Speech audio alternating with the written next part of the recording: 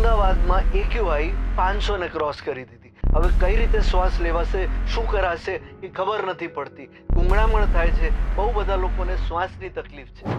જો આ હેડલાઇન ના સાંભળવી હોય તો આપણે એક્યુઆઈનું આજે કંઈક કરવું પડશે. આજે અમદાવાદની એક્યુઆઈ સિરિયસ નંબર્સ પર પહોંચી રહી છે અને ધીરે ધીરે એક એવી ડિરેક્શનમાં જઈ રહી છે કે આપણને દિલ્હી જેવો માહોલ અમદાવાદમાં જોવા મળશે. આપણે એક્યુઆઈને સમજીએ તો એક્યુઆઈ શું છે? Air quality index. એ એક એવી ઇન્ડેક્સ છે કે જેનાથી એ ખબર પડે છે કે આપણે હવામાં પોલ્યુશન કેટલું છે.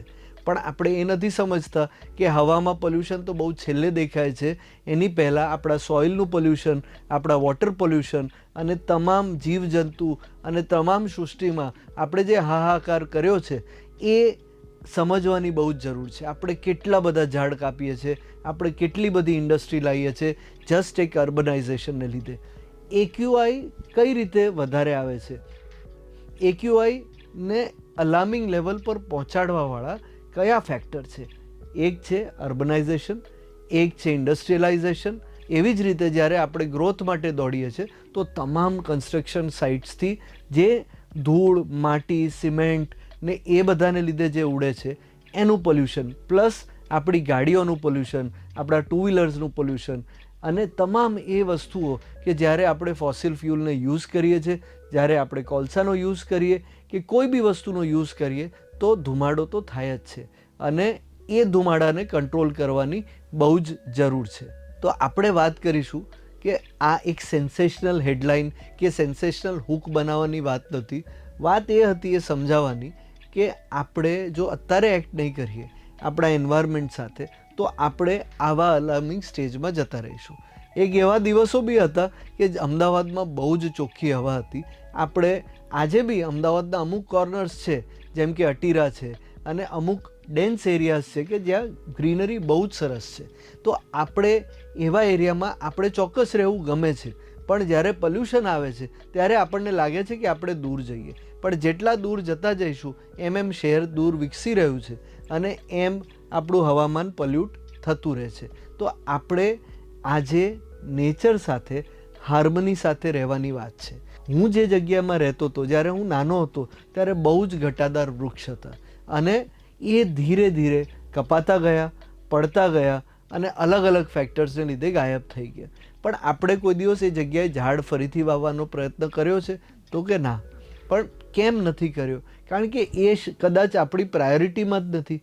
આજે દરેક જણને એ જ છે કે મારું ફ્યુચર શું, મારે આટલા કમાવા છે. પણ ચોક્કસ ફાઇનાન્શિયલ સ્ટેબિલિટી અને ફાઇનાન્શિયલ ગ્રોથ બહુ જ અગત્યની વાત છે.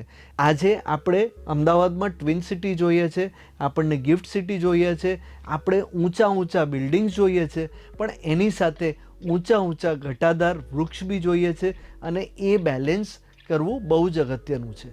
આજે ઝાડ જ કપાઈ રહ્યા છે, જમીન પોલ્યુટ થઈ રહી છે, પાણીનું લેવલ ડ્રોપ થઈ રહ્યું છે. એ બધી જ વસ્તુને લીધે આપણે એન્વાયરમેન્ટના ઇમ્પેક્ટ આવી રહ્યા છે અને એને લીધે ક્લાઇમેટના હીટ વેવ્સ બી વધી રહ્યા છે.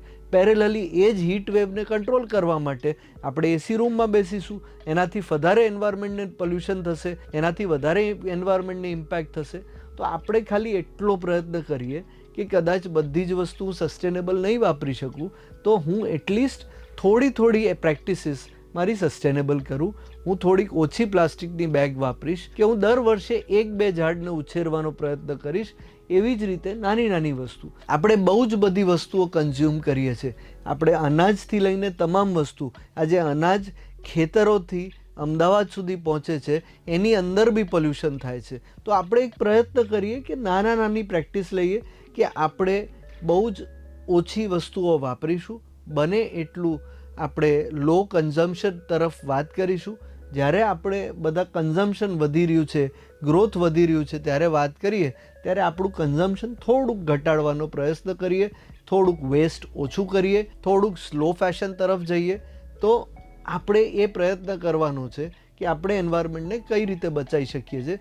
બધાને બધું જ ખબર છે, બધા ભણેલા છે, બધાને જાણવું છે.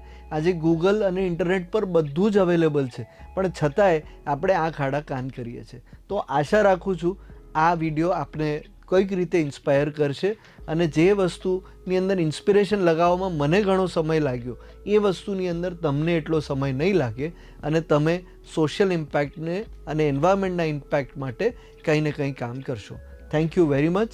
Stay tuned with variety with Vishwam. અને અમે એન્વાયરમેન્ટની વાત કરતા રહીશું, પોડકાસ્ટમાં બી લાવતા રહીશું અને પોડકાસ્ટમાં જોડાયેલા તમામ ગેસ્ટ સાથે ક્યાંક કંઈ ને કંઈ એન્વાયરમેન્ટ પર પોઝિટિવ ઇમ્પેક્ટ કરવાનો પ્રયત્ન કરીશું. Thank you and have a great day.